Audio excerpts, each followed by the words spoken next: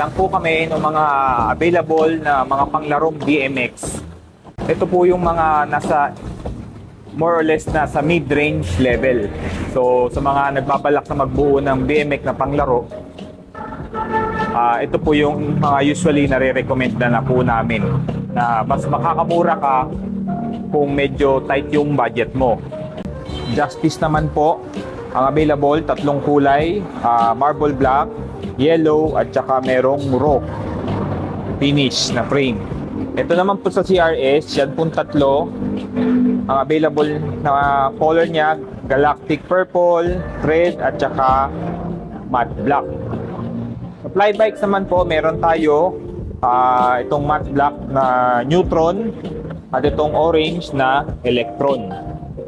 Kabila naman po, din po tayong WTP na arcade.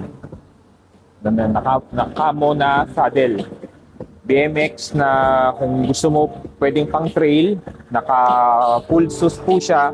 Pwede mo rin siyang i-lock out yung mga suspension niya kung gusto mo sa kalsada ka lang.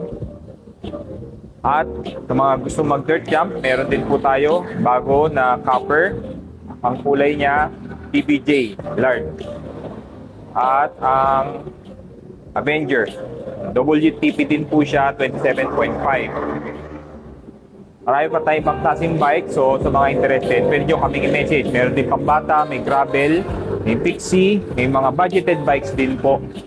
Message nyo lang po kami sa aming Facebook, Instagram, TikTok, YouTube, or punta po kayo sa aming website sa www.bmxcyclecenter.com. Sa mga gusto naman po pumunta sa shop, open po ang shop Monday to Saturday, 8:30 in the morning hanggang 5:30 in the afternoon. I-Waze or i-Google Map, type nyo lang po BMX Cycle Center Trading. Ito po ang shop sa number 41, Dagat-Dagatan Avenue, Kaunlaran Village, South Caloocan. Salamat po.